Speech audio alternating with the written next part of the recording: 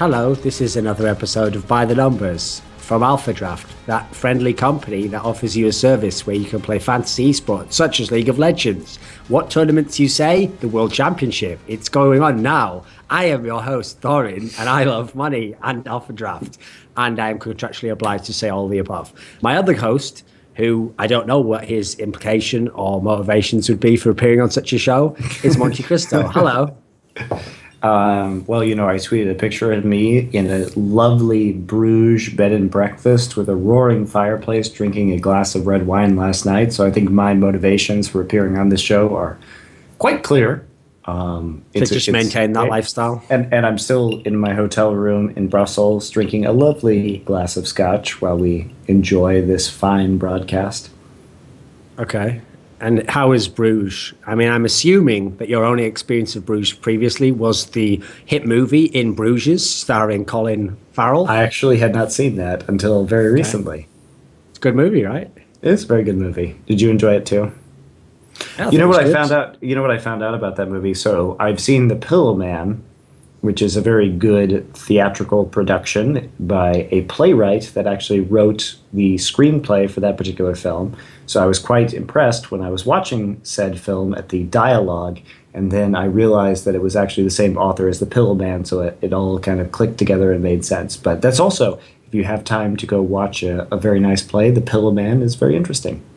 All right, people who watch this show, mate, haven't got time to watch any plays. Doesn't matter how good you think they are or how much you may recommend them. So I think you've vastly overestimated the kind of viewership we have, Monty. You know that famous saying that you can sort of never underestimate your audience, because the idea is if you're going for populism, you know, they can always be as stupid as possible. You've overestimated the audience, my friend. You've actually gone to a level where they already tuned out. As soon as you started saying the word play and it was written by a playwright, they were out already. They were like, don't know any playwrights, don't watch plays. Isn't that what movies used to be before movies exist? That's the thing that they all thought, Monty. So as a funny aside, so I was in London and I went to the Globe. I went to the Globe to see Measure for Measure, and I had to explain to some of my esports coworkers that this is in fact written by William Shakespeare. Okay. When you said esports co-workers, I can already guess who it is, Monty. I mean, again, when I think of the broadcast team they have going on there, the brain trust, as I like to refer to it, Monty, I can imagine that many of them wouldn't know much about the oeuvre of Mr. Shakespeare. It was a fun time for me. So, okay, in Worlds, we are down to 4 teams, Monty. Now, first things first. Want to get back on subject already? Can't we discuss the finer points of theater for a while? Hey, we're done with theater, mate. So here's my question. First things first, Monty. There are 2 European teams in the semifinals of Worlds. What do you think of that? I think it's expected given the bracket. I predicted both teams to move forward into the semifinals, so I think that given the brackets, it was good. Origen definitely performing very well. Fnatic, after that disastrous first week, managed to scrape their shit together and do very well. EDG looked like a mess. So I didn't think it would be 3-0. I thought it'd be 3-1 Fnatic, but they rightfully moved forward into the semifinals. So the big problem, I think, with this Final Four like this is that naively people will think, right, well, once you get to the semifinals, in theory, any team should be able to win. I mean, if it's a world championship, you can make it to the Final Four, any team should be able to take the whole title itself. But the big problem, I think, is that, as you kind of referenced there, since Origen played Flash Wolves, it's not even like they convincingly beat them. Can you actually say that Origen can win this semifinal? Is there a chance? No. I think that's one of the biggest issues going in, is that there's very little chance that Origen could win, to the degree that it would not surprise me. I know I said this last time, but it would not surprise me if SKT started EasyHoon in this match. Okay, here's a question for you. If they started EasyHoon, would it actually in any ways be beneficial? I mean, yes, if you think absolutely. about the way XPEK's been playing, he hasn't been playing very aggressively. He's been playing very passive laners. Exactly. Would EasyHoon actually just beat him at his own game there?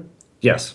And I think that's actually a very good reason to start Easy Hoon if you're SK Telecom. So there are several reasons why you should start Easy Hoon if you're SKT over Faker. First off, hiding stuff for the finals is very valuable. If you're SKT, I think you're very confident going to the semifinal matchup. Second off, Expeke seems to only play 3 champions: Anivia, Teleport Oriana, and Twisted Fate.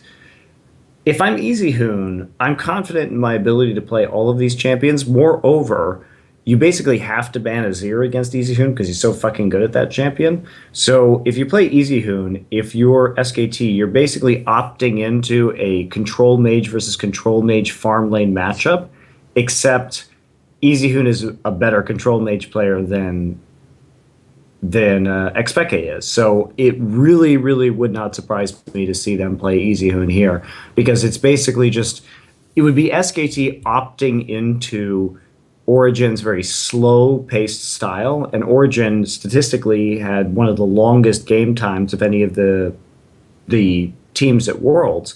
So why not just let Easy Hoon sit there and farm up and play control mages in the mid lane, because he has a wider champion pool, a deeper champion pool than Expeke does. So why the fuck not? So here's a question then. Along those lines, because that's obviously some insight that people might not think of. They might think, okay, maybe Faker will just play all the games. Let me ask you this then. If Easy Hoon's going to play some of the games, in terms of fantasy, isn't that better for fantasy in a way? Because the games are likely to be longer. They're not going to be just like snowball the mid lane and win the game very quickly. Yeah, you're absolutely right. And if we look at Easy Hoon's statistics, Faker, because of the way they've been playing Faker, is in the lower 50% of players when it comes to fantasy points while winning, whereas Easy Hoon is currently 6th overall. So if they play a longer game, Easy Hoon, he's not as convincing in terms of victories as Faker. He's not as good of a player as Faker, but he does generate more fantasy points. So if Easy Hoon plays, and we have reason to believe Easy Hoon will play, there was an interview with The Score. I think it was The Score. There was an interview out with Easy Hoon where he said that if they played against Origen, that he would be the one starting in those games. So I have no reason to think that that's not true, but just when I consider the matchup and I consider this interview, I think Easy Hoon is probably going to start for SKT. And he just statistically puts up more fantasy points because he's in longer games. So I think actually Easy Hoon's probably a very good pick for fantasy. Now it depends. Does he put up points? Yes, he definitely puts up points. But there's also the dark side of this. You have to consider, well, his salary, because we're looking at so I'm looking at a contest, my Braggart Corner for Worlds, which is the semifinals contest with like a $5,500 prize pool. And Faker and Easy Hoon are the top salaries, but they're not going to produce. Basically, what we're looking at is 2 very different finals, one of which SKT is almost certainly going to win, and they're probably going to win at 3-0. If I had to put odds, I would put odds on 3-0. Maybe Origen takes a game, but 3-0 is the most likely result. Whereas with Coup Fnatic, I think that's probably a 50-50 matchup, and it may go to 5 games, right? So it's a tough match to play in Alphadraft because you could get the expensive SKT players and get the guaranteed points, but if Coup Fnatic goes to 5 games, even the losing team might make more points than SKT. So do you think just in terms of game theory, it might actually be worth just trying to play both sides of Coup versus Fnatic? I do. I do think that could be very valuable. The main issue with Fnatic, Reckless is actually the point leader on Fnatic for fantasy, followed by Huni right now. Fevivin, who's been having a great tournament, is number 3 on his team. But when we look at the Coup Tigers, out of the top 4 players, 3 of them are Coup Tigers players. And Kuro is number 1, Bang is number 2, Prey is number 3, Smeb is number 4, and Reckless is number 5. So we have 3 Coup players, Kuro, Prey, and Smeb, who have all been doing super well and smashing it in terms of fantasy points because they get a lot of kills. Just statistically, we look at the Coup Tigers, and coming into the quarterfinals, for every 1 kill in the first 15 minutes of the game that the Coup Tigers had, or that the enemy had against the Coup Tigers. The Coup Tigers had 3.2. So they were more than tripling the number of kills. And this is weird if we talk about Coup because we don't think about them as an early game team, but they have actually been putting up ridiculous fantasy numbers. So if you think Coup is going to win that matchup, and like I said, even I'm not sure about that. I've thought about a lot about these games. 50-50. I'd say Coup is like 55% going to win, but it wouldn't surprise me to see a 5-game series. But the Coup will put up the big fantasy points, I think. So here's the problem I have with the Coup Fnatic series, thinking from a fantasy perspective, is that even if you think Coup will win, and I think that's debatable, the one worrying position to me is mid lane. Because if you look at who Kuro has played in this tournament and who he's had success against, the 2 games he lost in the group stage were to Maple, and that was when Maple was playing Gangplank, was playing, what was it? LeBlanc. He's playing these aggressive champions where he can snowball. And we've seen in general, that's one of the issues for Kuro. He has a limited champion pool of those sorts himself, but he tends to veer away from them. He doesn't like that sort of matchup. Now, Febiven, if you give him the opportunity, will go for something like a LeBlanc, and he will actually play aggressively. So I think even if you think Fnatic will lose, I think Febiven's probably a good pick here. What do you think? Febiven hasn't been putting up that many good fantasy points, in spite of, I think he's, because we have to divorce like my opinion of the professional scene from fantasy points, right? Okay. So these are 2 different things. So I think Febiven's playing great, but his fantasy points aren't awesome. He's actually in the lower 50% of players when it comes to fantasy, whereas Kuro going into this is number 1. And you can talk about Kuro's champion pool all you want, but the fact is that Kuro has been massively overperforming at this World Championship. He's been playing way better than I thought he would. Yeah. He's had, I agree with you, weaker mid laners in his group in that kind of situation. But Kuro has also been playing champions Kuro doesn't even play. So he played Ahri, for example, and that was his 3rd professional Ahri game ever in the group stage. He played Veigar. His first Veigar game was pretty bad. His second Veigar game in the quarterfinals was very good. So he's a player who has been overperforming at this World Championship and has showed depth in his champion pool that I have not seen before. So I'm intrigued by Kuro. I don't know how long this is going to go. But conversely, we can talk about Kuro. We can say, okay, which it's a legitimate criticism, right? Which mid laners has he played against? Lost 2 games to Maple. Played against Pobelter, a mid laner gets no help, right? Played against Kami. Then in the quarterfinal matchup, played against Nagne, a player who's been underperforming at this World Championship, and that's legitimate. But the other side and of who's this, known as the safe lane anyway. What? And who's known as a safe laner anyway. Yes, like Kuro. More than happy to just line out, basically, yeah. That's why it wasn't a problem, I think. So yes, we can talk about that. The opposite argument of that is, what is Huni? Because as Kuro has had very soft mid lanes throughout this world, Huni has not faced a good top laner yet. We look at his group stage: Zatai, Balls, Ziv was doing well, right? Okay, so we kind of got that one. And then in the Koro, who hadn't played in 2 months, was his top lane matchup. So Huni is a player who's been doing very well, just like Kuro has, but he hasn't actually hit any kind of resistance yet. See, this is where I feel like you're building the case towards what I was thinking, Monty, which goes like this. So do the same thing with Febiven. Febiven played against Incarnation, much improved player over the last few months, had some very good group stage games. Rookie, considered one of the best in the world. And then, okay, Westdoor's not super duper, but even Westdoor will have crazy aggressive games on the Champions League players. So, and then in the playoffs, you have Pawn. Now, in theory, there's a lot of aggressive players here and players who it's going to be dangerous mid lane. So if anything, to me, that's Febiven in normal mode, like when he plays in Europe, where you just play reasonably safe. You don't try and do anything crazy. You let the rest of the game work itself out. You've got Huni in the top lane, who usually has an advantage at all times. Your bot lane's going to be very solid. Your job in the mid lane there is just... I actually did think of Febiven the same way you think of Faker at the moment. He's the insurance policy. He's the guy where we're only going to ask him to carry if he has to. Now, to me, in this series, he's going to have to. Because anyone who's on the Huni hype train, and I think he's a very good player, Huni's not Smeb.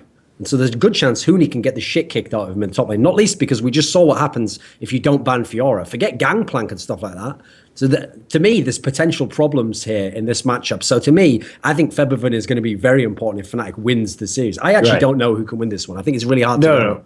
I think it's incredibly hard to predict this series. So basically, if we like kind of start ranking these players position by position, I really didn't like Yellowstar's play in the group stage, but I think he stepped it up in the second week of the group stage. First week he was really off, but he stepped it up in the second week. He looked super good. He played really, really well in the quarterfinals against EDG. So we have Gorilla and Yellowstar. These are both very good support players, right? We have Prey and Reckless, solid AD carries. We have Kuro and we have Febiven. I would give Febiven the edge in that matchup. We have Hojin and Rainover. I would say they're comparable junglers, right? And then we have Smeb versus Huni. I'd give Smeb the edge in that matchup. So why this match is so hard to call is like, it's really, really even across the board, and these teams have similar strengths. So I really don't know who's going to win, which is why it's very difficult to give fantasy advice here because I just don't know who's going to have that advantage. Because the problem is, like, I do feel like Febiven can have the advantage there, but here's the weird thing. I think there's a lot of advantages on the Fnatic side, but what's concerning to me if Fnatic's going to win is that Ku has been so solid every time it gets to the mid-game now. I mean, yeah, they've had earlier advantages, but if it just gets to the mid-game, they just make the right decisions. And that's where I'm actually not that confident about Fnatic at the moment. I mean, when they beat up EDG, I realize everyone's going to think I'm like retconning the past now. EDG looked fucking terrible. It's not like they beat EDG and I was like, wow, EDG's great, and they just schooled them and knew what to do. EDG never turned up to that series. And as you can see by them doing the fucking teleport Jace in the last game. That first game. First game, yeah. Yeah, well, and that's the sad thing is that EDG, did you see my tweet about that? What did he say? You realize in game one, EDG had won that game 100%. Okay. So what happened was in that game, EDG versus Fnatic, there was a fight where Fnatic lost 4 members at the top lane turret, right? They were trying to tower dive. They lost 4 members, and the only person alive was Febiven on Victor. So EDG had 2 people up, Jace and Fiora, with teleport. And I've talked about this to every single analyst. We were talking about this in the caster room. Basically, we all agreed that that game was 100% won for EDG. So what happened is that they all died except for Febiven. There was a super minion wave that was about at tier 2 turret in the bottom side for EDG. And they could have teleported Fiora and Jace down to the bottom lane and just won the game off of 40-second death timers. While Febiven, they had a Thresh and a Twisted Fate in the top lane to delay the recall. So that game was 100% won by EDG. Like 100%. So they basically just lost that game by chasing Victor around the map with 4 people instead of making the teleport play. But they could have definitely won that game. And like, that's the problem. That's exactly the sort of play that I don't think Ku would ever do. Like, that's where they have the good shot calling and they'd know what move to make next, you know. Yeah, I agree. I think it was actually not that difficult of a shot. You've got mute for me, which I think that means the stream might be about to die. That's usually what that means.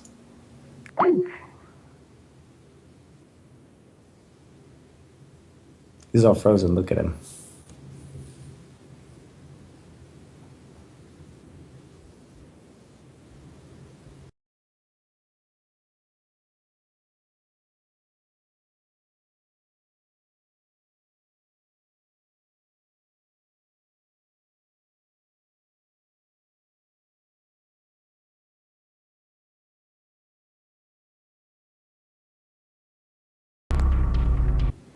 Okay, so when it cut off was when I was just saying that I don't think Ku will make that mistake, essentially. As you can't count on that if you're Fnatic. Now, obviously, it's not going to happen in every game for Fnatic as well. It's not like that sort of scenario.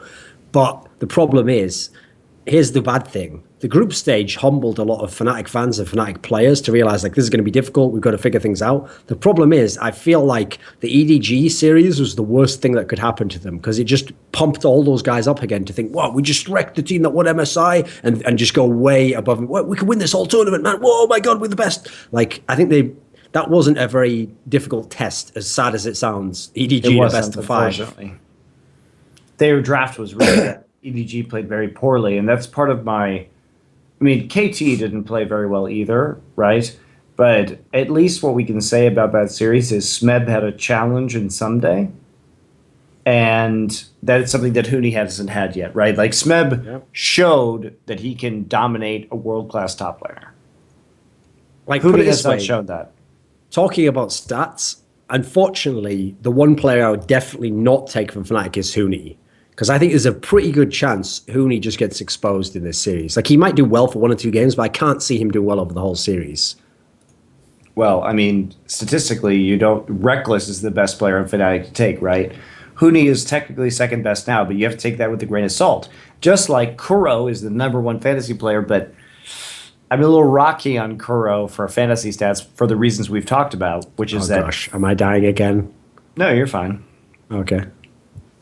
So here's a question for you then, Monty. Along these lines, thinking of some of the way the games have gone so far, could this be a series where if it does go 4 or 5 games, the guys making the big points are both the AD carries? What do you think of that? It could be. It definitely could be, because those are the players. I mean, Reckless has been doing well. Obviously, Prey has been doing very well, too. When we talk about these guys, Prey is 3rd overall in terms of fantasy points. Bang is #2, Kuro's #1, Prey is #3. So that could be definitely a possibility that Prey actually picks up a lot of points here, and Prey and Reckless could be the big factors. One of the other things that we have to consider about AD carries is one thing that affects fantasy point scores is assists, right? With Alphadraft, you get 3 for a kill, 2 for an assist. So the assists are really big. Now, I was looking at Prey's EUS solo queue account, and he's been playing a ton of AD Kennen, like Reckless has. This is not a carry AD carry. It's a stun bot utility AD carry, but what does Prey like to play? Ashe. He will play Kennen if he's given the opportunity. And these are AD carries that get a ton of assists, right? Yeah. They're utility AD carries, so you can put up a lot of fantasy points with these kind of AD carries. Do you think that means, though, since both players play that, notably, that we'll actually see Kennen as like a contested pick, or will people just ban it out when they're not open to pick it? What do you think? We'll absolutely see it as a contested pick. It may be banned the entire series. That's definitely a possibility, especially since Prey has been showing this shit in solo queue. But basically, for every single pick ban phase, the Kennen will be a triple flex, right? Because we know that Soaz and Smeb can play it. We know that Gorilla and Yellowstar can play it. We know that Prey and Reckless can play it. So it seems like it's very dangerous for either of these teams to have. One thing that may influence this is that Fnatic is blue side for games 1, 3, and 5 because they won the coin toss. So KU only has 2 blue side games. So this may influence the Kennen ban rate. What do you think about the fact that not only does Fiora look like a permaban for Smeb, but as far as we know, just on actual evidence, there's no way Fnatic is going to want to put Huni onto Gangplank? I think that's problematic. Huni's Gangplank is not very good, but fortunately, like I said, for Fnatic, they only have red side twice. They have blue side 3 times, so they don't have to worry so much about that. Gangplank isn't the major issue for me. The major issue in that top lane matchup is Smeb is the best Fiora player I've ever seen. He's really good. And the other factor is that when we look at Riven play, Smeb is also a better Riven player than Huni. So I don't know what Huni is going to play in this matchup because I think Smeb outclasses him at champions that are meta. I also don't know how good Smeb is at Gangplank. Should it be left up, which I don't think it will be, but should it be left up, I have never seen Smeb play Gangplank. So I can't actually tell you how good he is. I can tell you how good Huni is, which I think is middling at Gangplank. He's not the best Gangplank player. If you had to guess, though, you'd figure Smeb must be at least decent on it. I mean, he has shown a pretty good history of being able to play any of the meta carries. All right. I hadn't seen Smeb play Fiora before this quarterfinal. He was pretty fucking good. And by pretty fucking good, I mean the best Fiora player I've ever seen. So is there anyone, like, if you're making a team here, do you take anyone from SKT to go along with all these names that you can take from Fnatic and Coup, and so? Do you take anyone as like a good pick or worth the money? Bang makes so many fucking points. And like I said, EasyHoon. If EasyHoon's starting, EasyHoon will make points. So I would consider Bang and EasyHoon as sort of reliable carries. But the problem is also they're the most expensive players in their positions. So if we think it's going to be a 3-0, which I think is the most likely outcome, do you take EasyHoon and Bang? If you have some extra money, maybe. Maybe. But I have to say, for my dollar, like, Smeb is cheaper than Huni. Gorilla is cheaper than Yellowstar. Kuro, if Kuro wins, Kuro's fantasy points are number 1. He's cheaper than Febivin, so maybe I take the risk. Like, all the Coup Tigers players are cheaper than the Fnatic players. Here's the question, though. I mean, first of all, you can't have all Coup Tiger play anyway. So my question is support, though. Because listen, my eyes tell me Gorilla is the better support of the two. But how do you think it would actually work out in terms of fantasy if you pick Yellowstar? Do you think there's a difference? Like, who would you pick to get more assists, etc., that sort of thing? I mean, I can tell you statistically that Gorilla is above Yellowstar. He's been producing about, what is it? On average, win about 26 points. Yellowstar has been producing about 23.5. So he's slightly better statistically as far as the Coup Tigers go. Fnatic's points are not great. Origen's points are absolute shit, by the way. You probably really, really, really shouldn't pick Origen unless you have a lot of faith, because Origen, 4 out of the 5 bottom players in the semifinals are Origen players. The only one who's even remotely up there is Niels, and he's in 7th place. So these guys are a no-go for fantasy. I mean, just think of how their games went, Monty. So they won a series 3-1, and they were the two teams that had the longest game time in the tournament left. These teams that both had 40-minute game times. One of the games even went to 40 minutes, and yet they still didn't get great points. Because if you remember how the games would go, Flash Wolves would stack up a bunch of kills, then lose one big team fight. Like, a couple of kills would go on to like Niels or something. It's not like the Origen players, even in the wins, were like racking up the kills and assists themselves. No, they're not going to win. I mean, there's almost a 0% chance of them winning. That's just, I mean, you pick those guys, you've got a hell of a lot of faith. And we see what happens when you have too much faith. You get CLG'd. It's just what happens, guys. Faith is not the way forwards. That was the 19th century. We're in the 21st century now. Now we must use reason, the razor of reason. So, okay, here's my question for you. If it does go 5 games between Coup and Fnatic, should people essentially in their own minds pick which they think will get the 3 games and stack up more of that team's players? Is that the logical way to go? That's the thing, is I don't know. Coup has been putting up a lot of points. They've been putting up so many points that it's difficult for me to advise, because there's the possibility that if it's a 3-0 for SKT, it's likely to be very clean. Maybe less clean if it's with EasyHoon. But if it's a 5-game series, and even if Coup loses, those Coup players who make it could be putting up a lot of points. because of just the records that these guys have had and the way the Coup Tigers have been playing at this tournament, which is a very high kill style.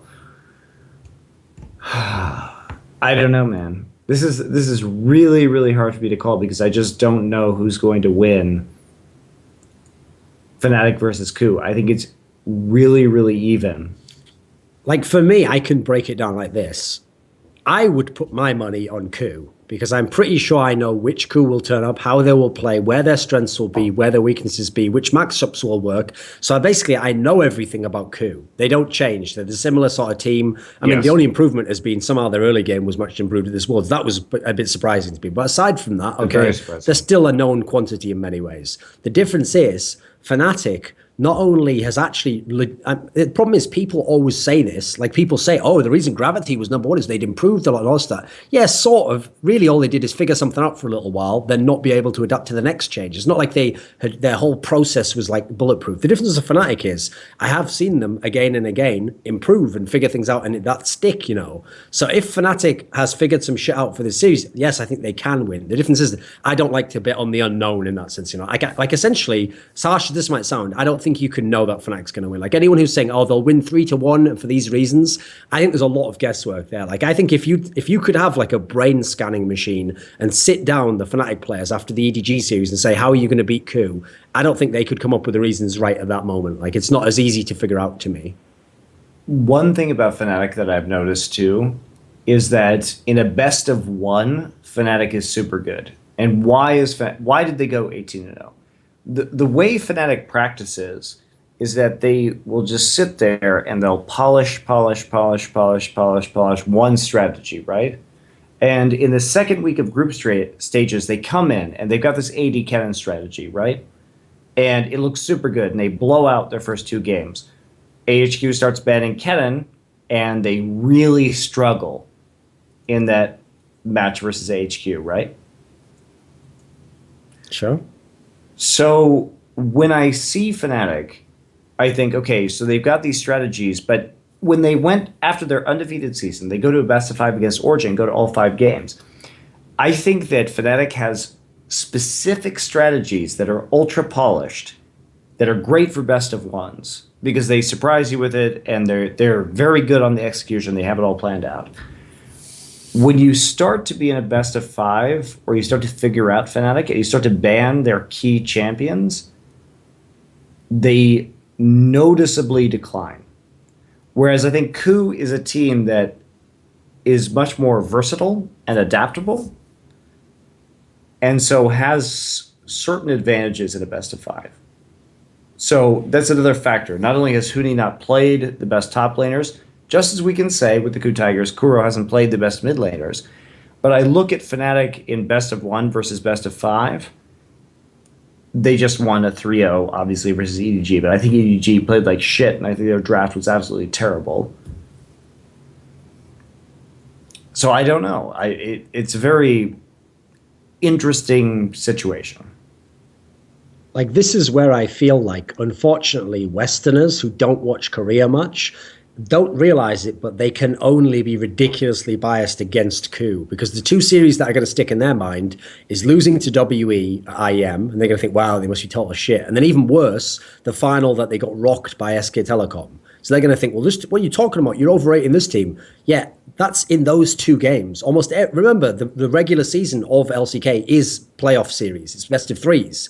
Coup is a phenomenal series team. I mean, the number of times in their streak where they would still give up a game but win the series anyway, no matter which game they'd lost, was amazing. They're really good at finding answers, actually. That's why I think this is a great game, actually, because I think there's a potential for the pattern to be like, Fnatic comes with something interesting, Coup has to adapt to it, then we keep going 1-1, 2-2, you know. So I think it could be an all-time great series, actually. I think this is a good one. I agree. I'm really excited for this matchup because I am very confused about which way it's going to go, but I think it's going to be a really, really close series. Okay, so let me ask you this then, just to close out. Let's imagine a world in which Origen did beat SK Telecom. If you had to pick a player or 2 from Origen, who would you put what lottery ticket would you buy? Niels. He's been doing great. He's been putting up the numbers. Like the rest of his team has been pretty shit, but he's been good. I definitely wouldn't put in Soaz or XPK. Soaz dies too much from a fantasy perspective. He just will wander off into top lane and die. XPK has been good in the first week of play, very mediocre otherwise. Not playing champions that are going to do him any favors. Amazing has had a pretty underwhelming world so far compared to his domestic performance. I thought he was very good all season, but he hasn't stepped up at Worlds. Mythy's been mediocre, so you have to put on Deals. Deals is the one from Origen that's been really stepping up. Okay, fair enough. I think that's the end of the show. So if you guys want to play Alphadraft and do Worlds, then as always, remember to do it by the numbers.